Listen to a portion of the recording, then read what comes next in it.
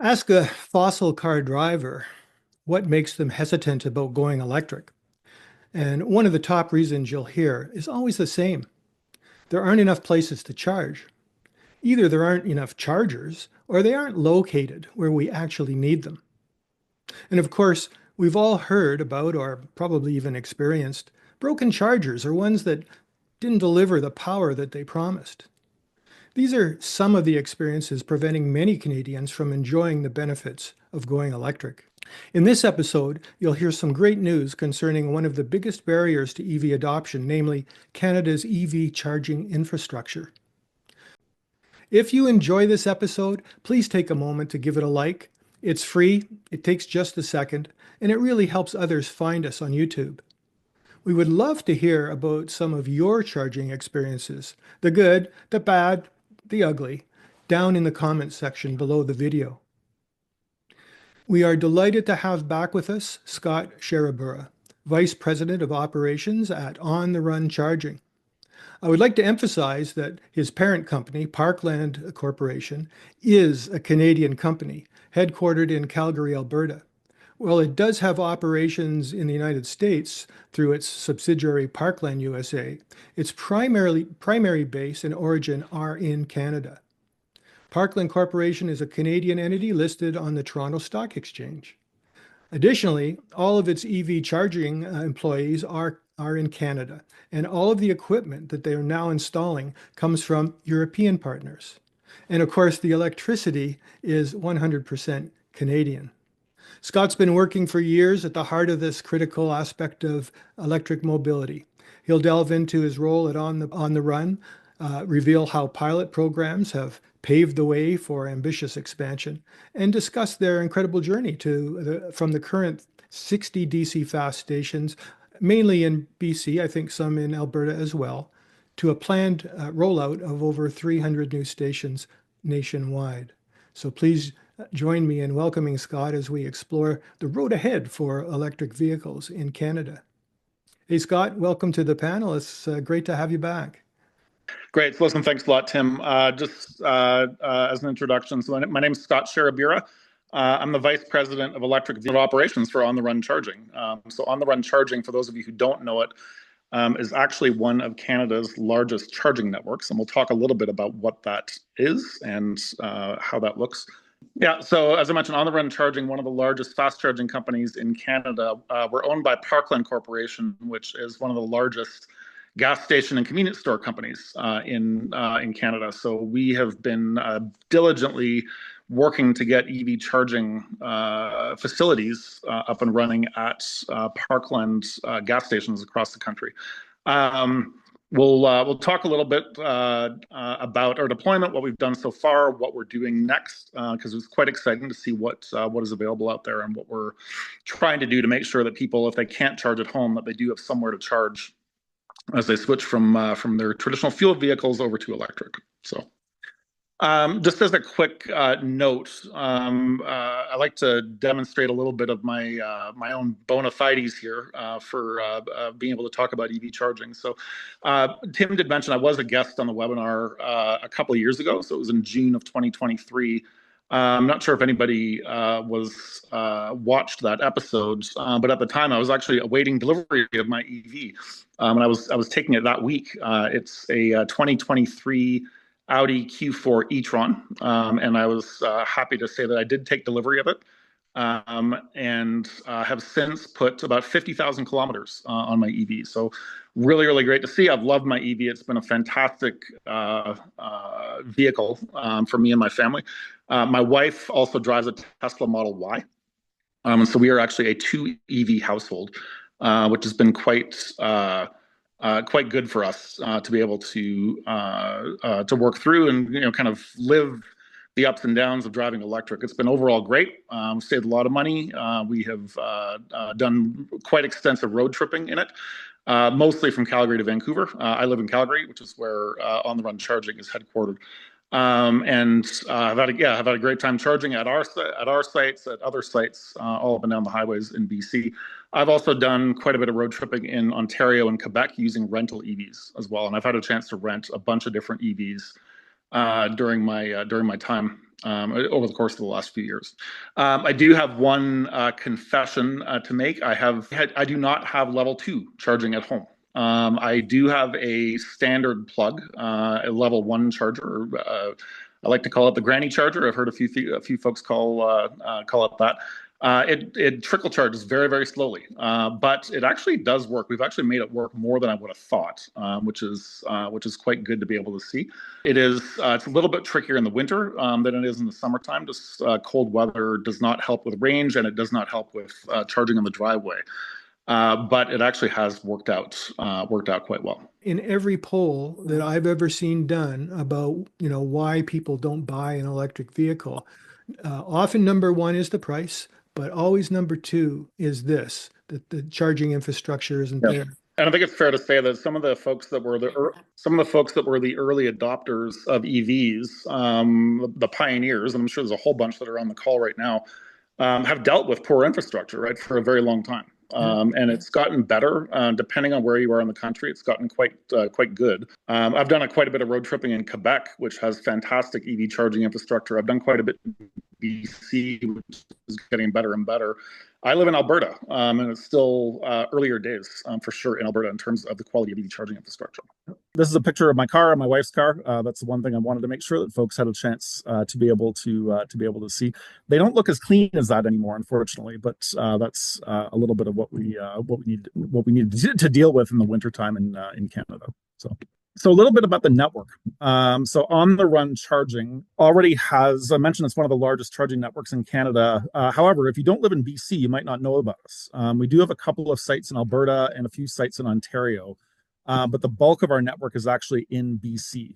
So we do have a total of 50 that are up and running, both urban areas and highways. Because we actually do find that people need to charge in both locations. And in particular, we tried to have quite a dense network in BC. It's been a little bit of our test ground, if you will, to get our charging offer worked through and to make sure that it's going to be a good one for EV drivers. Right now, we're only putting in place fast charging. So everything is at least 150 kilowatts and above in terms of what we do recognize that gas stations and convenience stores can actually be quite good places for charging.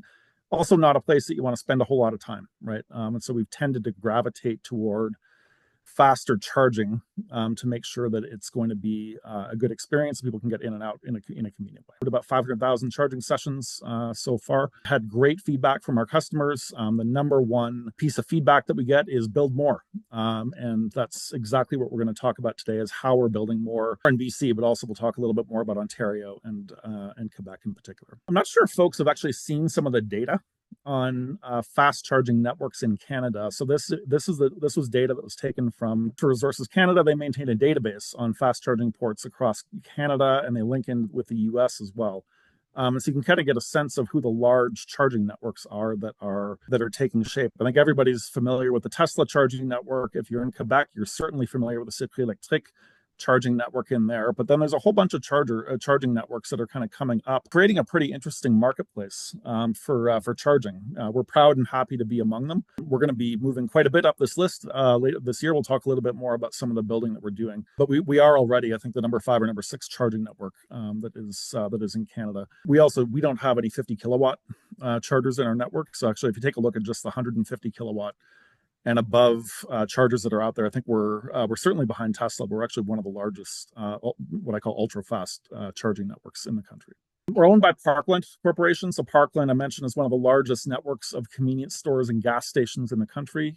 Canadian company based in Calgary. You wouldn't be familiar with a Parkland gas station, but you would definitely be familiar with the brands that we have, depending on where you are in the country. So you would see Pioneer, that's ours. You would see Ultramar, that's ours. Out west, you would see Chevron, that is ours. In Alberta and Saskatchewan, you would see Fast Gas, that's ours. You would see Crevier, that's also ours. We do have a convenience store. The great news is that being part of Parkland, we actually have access to over 2,000 locations across the country. So if we're thinking about getting charging infrastructure deployed, one of the big challenges is actually finding real estate and finding good real estate that's on major highways, major intersections, and things like that. We have a ton of it at our disposal, which is really, really great. And we're looking forward to bringing charging, not to every one of these dots on the map, but certainly the best ones that are out there to be able to create a really good charging experience for folks. And that's what we're committed to do, right? We're the drivers of Canada as they go through the transition from their ICE vehicles into EVs. And so a couple points. I wanted to reinforce that we are quite serious about this transition and quite serious about building an EV charging network that will be just as good as, if not better than, the fuel networks that already serve Canadians coast to coast. So we are a Canadian company. I'd like to emphasize that today, probably more than any, just given the tariff and all the talk that's coming out of Washington. We are a Canadian company. We're based in Calgary. Our employees are Canadian. The sites that we're building are Canadian. The electricity that we sell, as Tim mentioned, is Canadian. So we are quite dedicated to our positioning for the Canadian EV. We do have people that do this full time.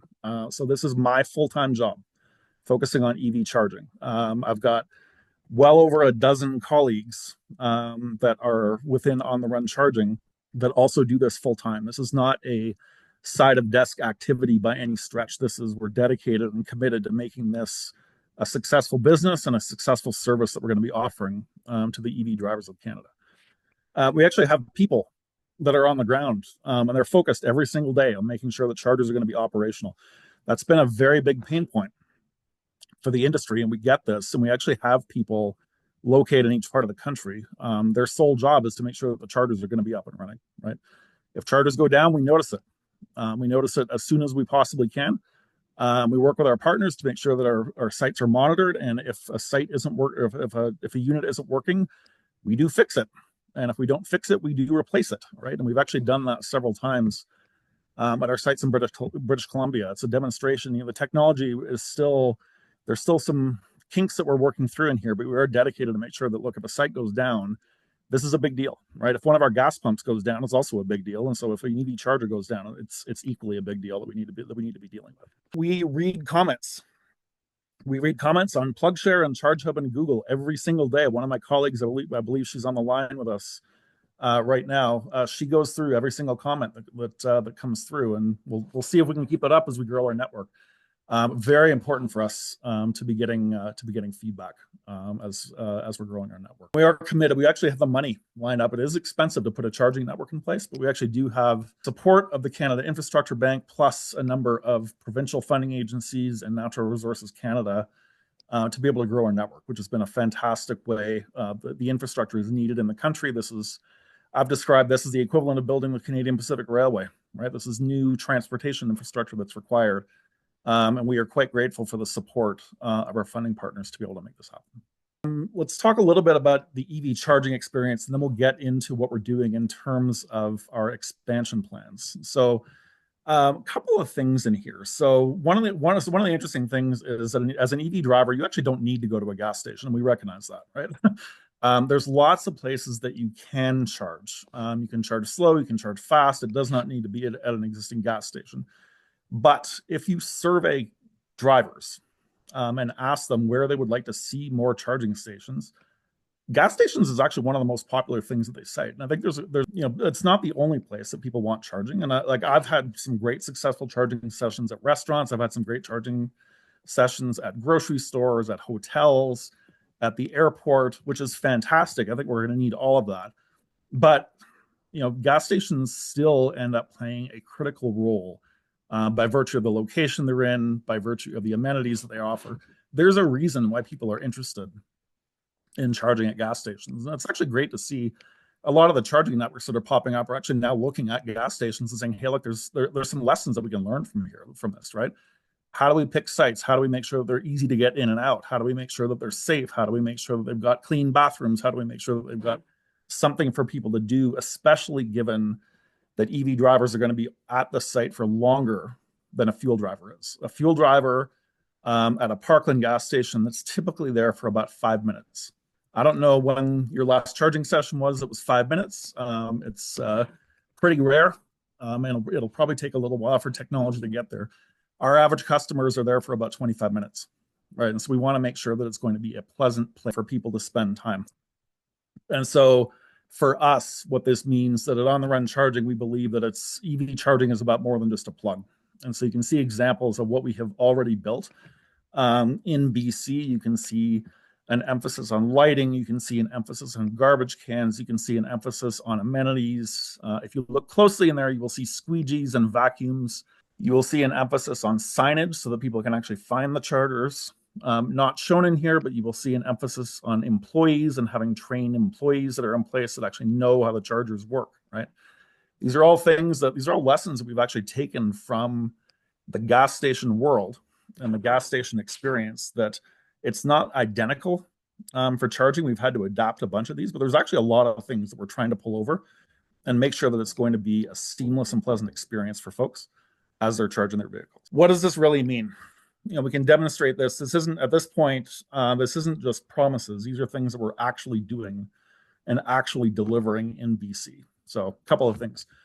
Fast charging speed. So we do have to get the charging right. So I talk about more than just a plug has been a key emphasis for us as we're building on the run charging, but we do need to get the plugs right. So it's a plug, and then there's more than just that. Fast charging speeds end up being quite important. So 100% of what we're installing is 150 kilowatts or more, right? We're actually installing, in a couple of weeks, we're going to be installing and opening our first 400 kilowatt charger, which is going to be in Delta, BC. Quite excited about that, and quite excited to see what kind of vehicles show up. Do they actually charge anywhere close to that level? Not too many can actually take 400, but we can have parallel charging, 2 cars at 200 each. We'll be able to learn an awful lot from that. We do believe that at the type of locations that we're building, speed is going to end up being very, very important. So that's part of what we're putting in place. But that's not it, right? Reliability and redundancy is quite important. This is actually a lesson that we've learned from our deployment in BC. Most of our sites have more than one charger. About 80% of our sites have more than one charger. But that still leaves about 20% of our sites where we only put one charger in place. And we've actually that's been a bit of a challenge for us, because if that one charger goes down, there's no backup, right? We've actually seen that customers tend to gravitate toward our largest sites, right? Which is great. That's actually given us the confidence to be able to build bigger. And we'll talk a little bit about how we're doing that going forward. But having that kind of redundancy in place just raises the level of confidence that you're going to show up at our sites and there's going to be a working charger that's going to be available. Then beyond the plug, what else is it that we're putting in place? So 100% of the sites that we have today have a convenience store in place, right? A leading convenience store on the run, very well recognized for getting road trip snacks, for getting coffee, for getting chips and candy and all the good things that you need for a road trip. We're there to be able to provide. About 60% of our sites have a restaurant. And if you take a look only at our highway sites, I think it's about 90% of our highway sites would actually have a restaurant available with a hot food offer. Great thing to be able to do. Plug in, go grab lunch. By the time you're done, your car's done, right? I've done that a bunch on road trips. That's the best way to road trip, is if you combine your charging stops with something else to do, right? And so you got to be able to have the chargers in a location where there actually is something else to be able to do. And that's why we're picking the sites that actually have those restaurants available. 100% of our sites have a washroom available. And those washrooms, actually, there's a person there that's actually cleaning the washrooms, right? Because it's the same washroom that's also serving our fuel customers. 100% of our sites actually have a staff member that's on site. They're not all open 24/7, but the vast majority of our sites actually have somebody there 24/7, right? Which is incredibly important, not just for convenience, but also for safety, right?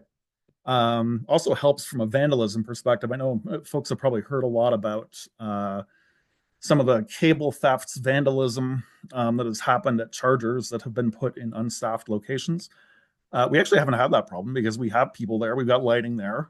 We've got customers that are there at all hours of the day, right? The facility's safe to keep the equipment safe, and then also to keep the people safe, which is actually quite, something that we're hearing a lot more from customers, is that safety at sites, especially when you're charging at night, is quite important.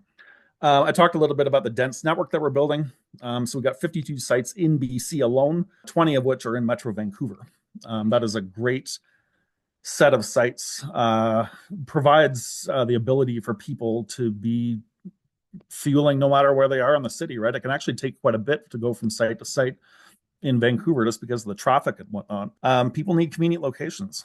I can tell you that Parkland has over 100 gas stations just in Metro Vancouver alone, right? That's fantastic coverage, very easy to find gas. It's not that easy just yet to find fast charging, but we're getting there.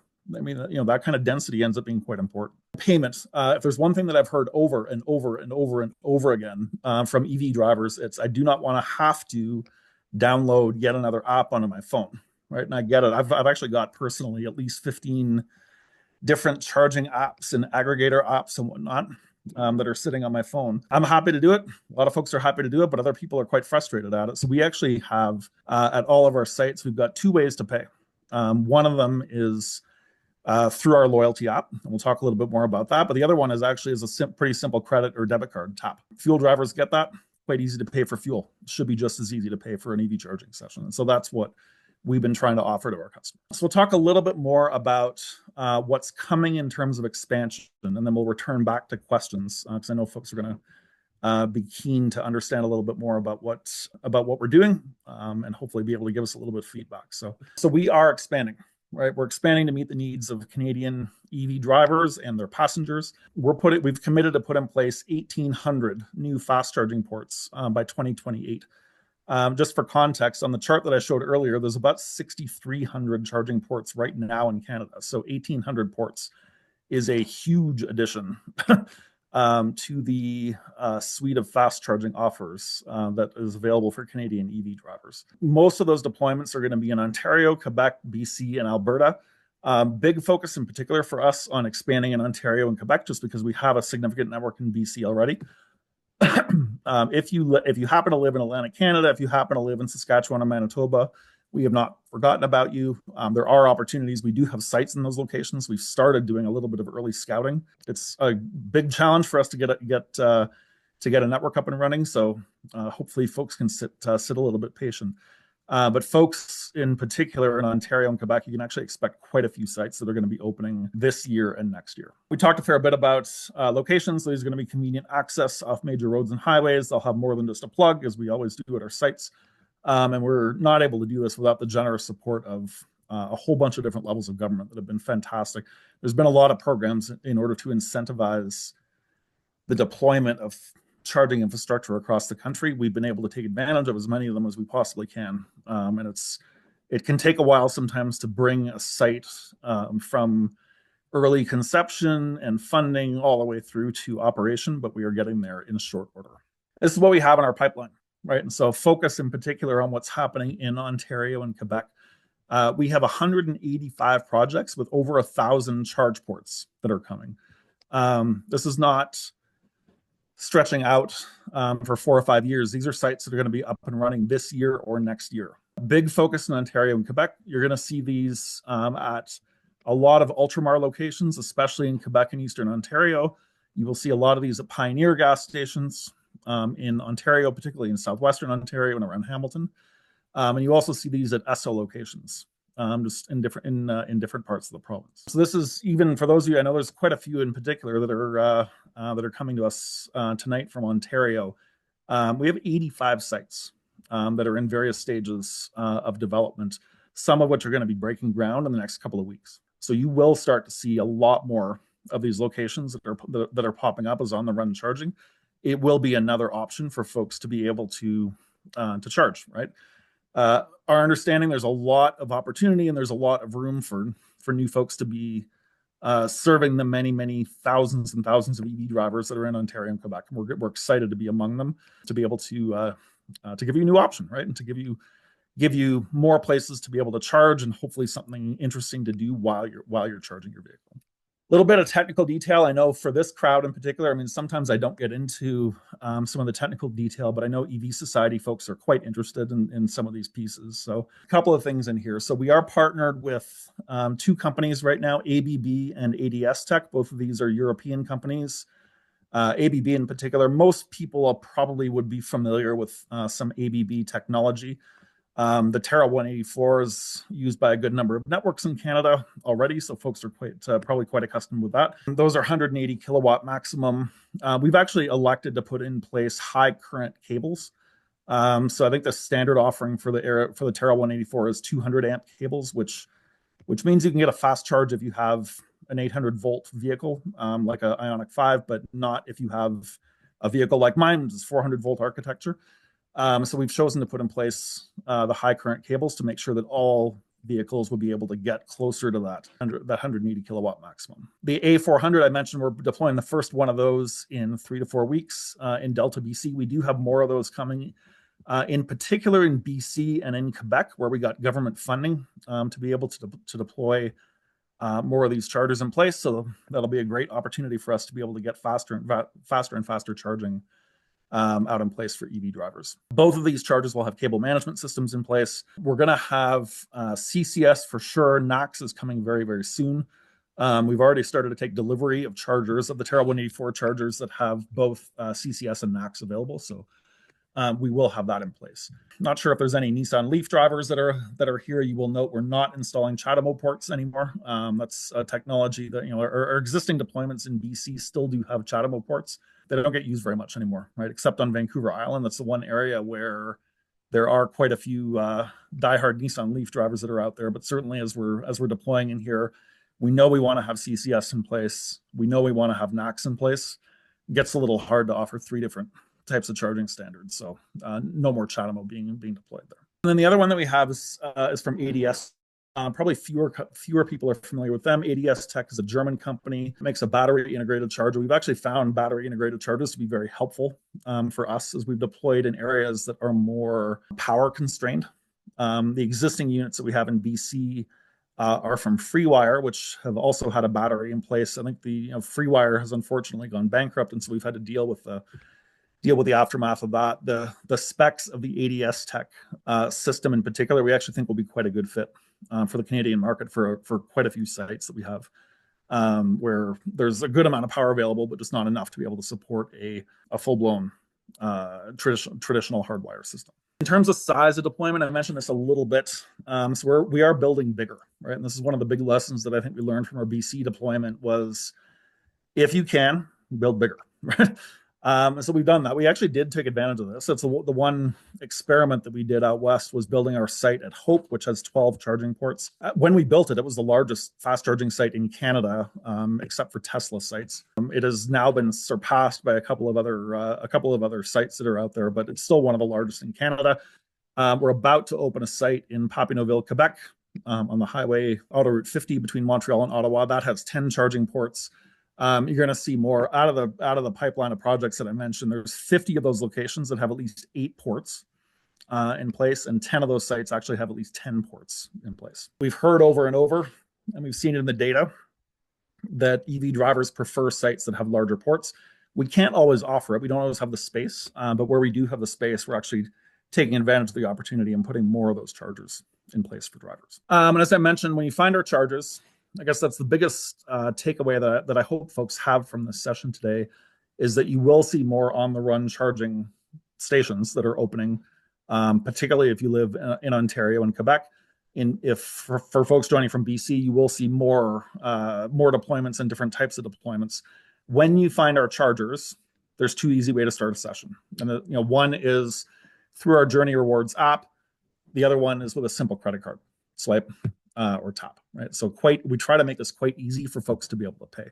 We do have an app, but we're not forcing you to use it. We would love for you to use it. And actually, if you use it, you do get goodies, right? So we actually do have an offer right now where every 100 kilowatt hours that you charge, you actually get a discount in our convenience store. We're working on having an even stronger loyalty component to what we're doing. So stay tuned for more of that later this year.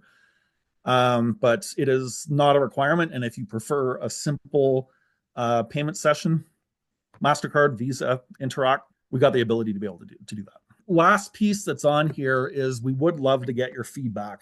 We actually got this the last time I was a guest on this webcast, and got a lot of great feedback from people in terms of what they're looking for in a public fast charging site. This is a very knowledgeable group that has a lot of experience at existing fast charging sites.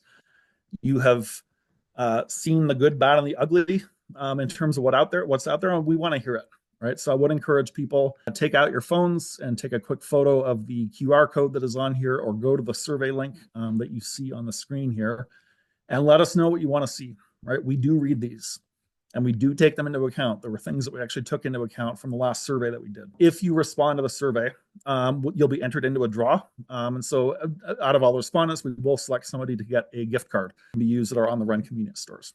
So we do hope that you provide the feedback here as you find our sites.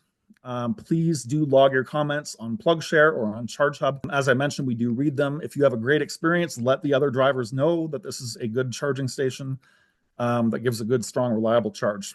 I think all of us rely quite a bit on companies like PlugShare and ChargeHub to be able to navigate the web of chargers that are out there and to know which ones to go to. We definitely encourage you to continue to provide that feedback. We do listen and we take it seriously, and we do change our plans based on what we hear. Looking forward to hearing the feedback. We're doing what we can to get the charging infrastructure into place. Right. It takes some investment, it takes some time, it takes some money. But what I can convey to the group that is here, that we are quite serious about making this happen. There's more charging that is coming. It'll be coming throughout the year. Keep your eyes open for it. We would love to see you at our sites. Hey, Scott, that's great. You recovered, man. You recovered from the glitch. Got to finish strong. It's a little bit of a hiccup at the beginning, but yeah, thank you very much for folks dealing with the technical difficulties that I faced at the beginning. I'll have to say, I think you broke a few hearts. I know some folks, northern Manitoba and Saskatchewan and out east, that had their fingers crossed that maybe we're going to hear some more immediate news. But look, we're keeping an eye on it, especially I'd say in Manitoba. There's been a lot of uptick in EV adoption. If you've seen some of the stats that have come forth, Manitoba now has an incentive for EV adoption where it didn't before, and so we're actually starting to see different provinces start to pick up a little bit in terms of EV adoption, which is great. It's actually spreading out across the country, right? I think for a long time it was mainly a Quebec and BC story, and Quebec and BC and Ontario. Alberta, I'm seeing a lot more vehicles, a lot more EVs on the road here as well, and you can see it showing up in the data as well. Yeah, no, it's good, and I understand it's a chicken and egg thing. You want to put chargers where you have a chance to recover your costs and hopefully make a little bit of money. Yeah, but there are also people who are waiting in the wings to buy an EV, but don't have a way to get out of Churchill, Manitoba, and understand and head south. So hopefully there's a little stretch point where you take a risk and bank on the future adoption that a location that might not be profitable out of the gate will become profitable partly because you put it there. So I'll just leave that. I'll leave that there. Yeah. And I'll invite Jason to join us. Jason, it looks like we have something on the order of, I don't know, 40 questions. And oh my goodness. And we have about 12 minutes to go through them. So let's go, Jason. Okay. Thanks, Tim. Thanks, Scott. Scott, you've managed to touch on quite a number of the questions that came in, but I'm going to pick through and see where additional comments necessary. Our top question is about the app, and you talked about it, but there was a follow-up comment from David saying, I've heard that app usage is tied to the operator gaining carbon credits, which requires an EV to be associated with the charging session, and an app provides that. Is that something you can comment on? That is not true. So yeah, we do earn carbon credits for charging that is done at our locations, but it does not matter whether that's done through the app or through the credit card. So I do think some operators have avoided putting credit cards in place. Like it's a technical complexity. It's another potential failure point that folks have shied away a little bit from doing. Right. I think for us coming in from the land of fuel retail, a credit card and a debit card is a must-have, right? People need to be able to charge their car and pay for it in a seamless way. Okay. Another item you talked about, and this is delving into the technical side, was your new battery-backed charging stations for remote locations. And Doug asks, are the batteries heated so that they charge EVs better in the winter? They are heated to some extent, but only to the point where the charger can keep up and running and operational. Actually, it's kind of interesting. Most electrical equipment generates a little bit of heat itself, and so usually keeping the chargers hot is not the problem. Keeping the chargers cool is a bigger problem. And so some of the networks in California and Nevada, or even in parts of BC that can see, kind of desert type weather, there's a big focus on cooling, right, and getting the fans in place and that kind of thing. You talked about free wire and the challenges you're having there. What are you actually doing? Are you actually working on swapping them all out, or are you kind of continuing to run them until they die? A little bit of both, right? So we have started the process already to swap some of the units out. We've got quite a few that are in place already, and some of them are actually working quite well. Some of them we've had more downtime issues, and so it's become more and more expensive for us to maintain them. So, and I think the biggest thing is that there's some locations. Part of the learnings that we got from deploying in BC is that there's some locations where they're so busy that a battery constrains how many customers you can serve, right? So a lot of our chargers, in particular in the Vancouver area, have been quite busy, and that type of battery deployment doesn't really fit for the market there. So we're actually plans in place. The chargers are still up and running, but we do have plans in place to be able to take a portion of them out, put in place more traditional direct-to-grid chargers, and we'll see what happens. I think we'll be able to serve more customers.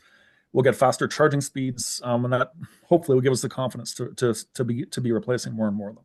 Next question is from Eric, and Eric, I'm going to paraphrase your question or alter it a little bit. We saw in the presentation that you are shifting to new chargers that have NACS adapters or NACS plugs on them. What are you doing for the legacy chargers? Are you strapping on NACS adapters, or is it basically CCS and CHAdeMO only for some sites? Yeah, so we're not going down the path of strapping on an adapter. I know we've seen that from some charging networks, and they work okay, but they don't tend to. It's not a great experience to be able to use those. In some locations, we will actually swap out cables. If we get to the point where NACS vehicles start to become a bigger and bigger proportion of cars on the road, we will take out CCS cables and put NACS cables on them. And we've talked with our hardware manufacturers about the process for doing that. So it is. I think it's a bit of a guessing game, quite frankly, about how many CCS ports we need and how many NACS ports we need. And so we're still going to be working and figuring out what's the right balance to be able to offer at any given site. Sorry, Scott, wouldn't it be about, I don't know, what, 45% would be NACS already? Like in terms of cars on the road, yes, but there's two things that can vary. So one is NACS cars on the roads tend to gravitate toward the Tesla supercharging network. And so what we see at our network is a little bit different than what the market is overall. Yeah. And that number actually also varies by region. And so I don't know if folks know this, but actually Tesla has much lower market share in Quebec than they do in the rest of the country. So there's far more CC, like if you go to Quebec, you'll actually see a lot of Chevy Bolts, you'll see a lot of Volkswagen ID4s, you'll see a lot of Ioniq 5s, you'll see there's a lot of CCS vehicles that are on the roads in Quebec. Quite important to be able to serve them in particular. Yeah, it makes sense. Okay, next question. Mark asks, why would you not consider installing level 2 stations at locations such as shopping malls, etc., where EV drivers would be leaving their vehicles for at least 1 to 2 hours? This would be much less expensive while reducing the load on DC fast chargers. Yeah, so we have looked at that. I think what we're doing, bear in mind, we're standing up an entire new industry, us and other charging companies, we're standing up an entire new industry here that doesn't exist. You're going to see charging in a lot of those different types of locations. We've chosen to start with fast charging primarily because of the types of locations that we currently have. And so we have access to convenience stores along major highways. That's the worst possible case for level 2 charging, right? But there is a possibility for us partnering with other landowners who are looking for level 2. And we've had conversations with folks about this. You have to be able to match the speed of charging with the type of location, right? So if you're going to be at a location for multiple hours, that's a good fit for a level 2. If you're going to be at a location for the minimum amount of time possible, which is kind of what you see at a convenience store, level 2 is not too useful. You got to be able to go for some of the faster charging that's out there. Mm-hmm. Okay. And by the way, there are lots of companies that are partnering with shopping malls and other locations like that to bring level 2 charging to place. We're not the only company out there. The good news is it's a really thriving industry with a lot of different competitors and a lot of folks that are focusing on different types of solutions. So we may get into that, but yeah, there's lots of folks that are actually tackling that market. Okay. Let's see if you have some numbers at your fingertips.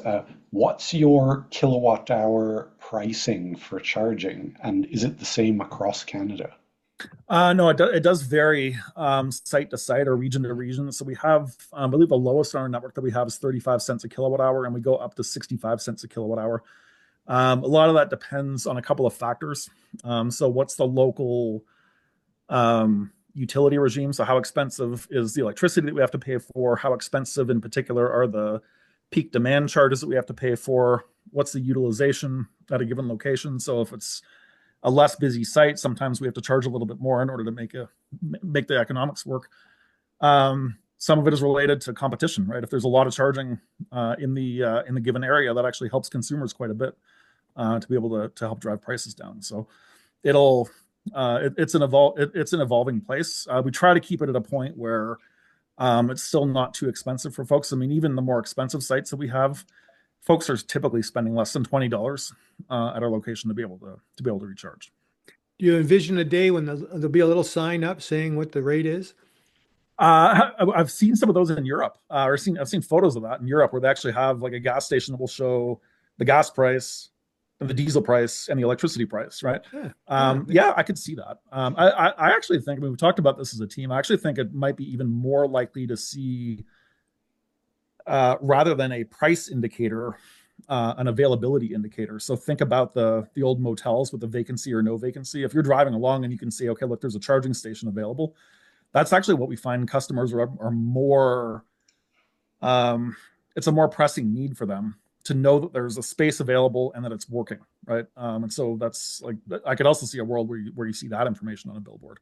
It goes part and parcel too with so I suspect with your experience that having a bigger is better situation. If somebody knows there are multiple charging ports at a charging location, they're going to be more apt to feel confident in going there. Yep. Yeah. And we hear that from customers all the time. Here's an interesting one from Ken. Here in Northwest Ontario, the DC fast charging is spotty or non-existent away from the Trans-Canada Highway. In the very likely event of a road closure due to crashes, there are no alternate routes with fast charging along Highway 11. Do you see any plans, or what would it take to get more fast charging in Northwest Ontario? Yeah, I mean, Northwest Ontario is tough because, I mean, first of all, it's a pretty low population density area, lots of distance, not a whole lot of people or cars that are around there. It can be tough to sustain a gas station up there, right? Let alone a charging station. And then in Northwest Ontario, there's also just the EV adoption tends to be a lot lower than it would be in Southern Ontario, for instance. So it makes it a little bit tough, right? I mean, I've seen in other locations, BC Hydro has actually done quite a good job of this, and Hydro-Quebec's done a good job of this, of being able to put charging in more northern locations, more remote locations, where the economics don't really pan out for a private company like us to be able to go in. We're expecting to put charging in place and to be able to earn a fair profit on the investment that we're putting in place, right? It's a little tough for us to justify that yet in Northwestern Ontario. Utilities have different economics at play, right? So it's, I feel for the folks in Northwestern Ontario. It's a tough situation to be in, but it's already tough to make a good return on putting investments in place, even in Southern Ontario, let alone going up to Northwestern Ontario. So we're still evaluating. We are putting charging locations as far north as Sudbury and North Bay, which I know if you live in true Northern Ontario, that Sudbury doesn't really count as Northern Ontario, but it is. We're trying to stretch that up to the point where we can, and then we'll continue to evaluate. Okay, Tim, time for one more question? Yeah, I think we can squeeze one more in. Okay, a quick, easy one. Can you talk about the availability of pull-through or drive-through charging spots at your sites? Yeah, so we actually have a couple of locations where we've done this. So in Cranbrook, BC, we have an operating site that has pull-through charging. And in Papineauville, Quebec, the site that I mentioned, it's not quite open. It's been built, but we're just waiting for electrical hookup. That has a mix. We have some pull in and some pull through charging.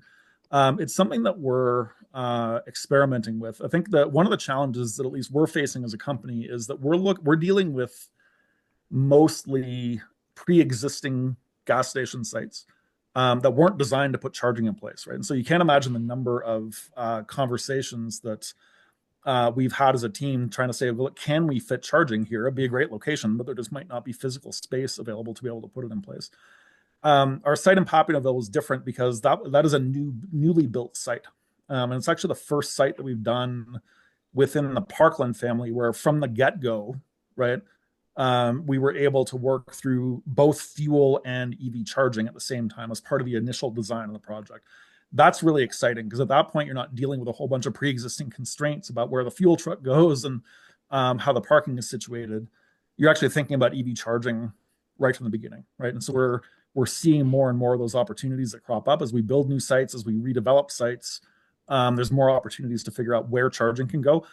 And that includes putting in place pull-through charging. So kind of tough to do when we're retrofitting an existing site unless we get lucky, but at newer sites, it's a lot more possible. Excellent. Thank you, Scott. Yeah, thanks, Scott. I really appreciate it. Thank you, Jason. That's great. I'm sorry we didn't get through all the questions that we had, but maybe folks that are watching on the recording will put some comments down below, and we can circle back to them a little bit later. But appreciate you coming on, and best of luck with the rollout. I hope we can get you right out to the far east coast and a little bit north too. I'm feeling for the folks that are looking for more fast chargers there. But thank you, Scott. Really appreciate it. Me too. A pleasure to be here. Thank you very much for putting up with the technical difficulties we had earlier. Really hope to see a lot of your members showing up at our sites and continuing to give us feedback about how to make our offering better and better. You bet. So just a few words about next month. We're going to be meeting. It's a little bit of a smorgasbord. We're going to meet with several businesses that are actively building our Canadian EV infrastructure, and who will also be exhibitors at the Electric Autonomy's upcoming EV and Charging Expo. Joining us to introduce those folks will be Elena Weitzman, VP Strategic Development for Clean Transportation at Electric Autonomy. So the date for that, it's no fool, April 1st, 7:30 p.m. Eastern Time. So that wraps up another edition of Canada Talks Electric Cars. We truly appreciate your questions and engagement today. Your feedback helps shape future episodes. So let us know what topics you'd like to see next. A big thank you from all of us at EV Society. Stay charged, stay curious, and we'll see you next time.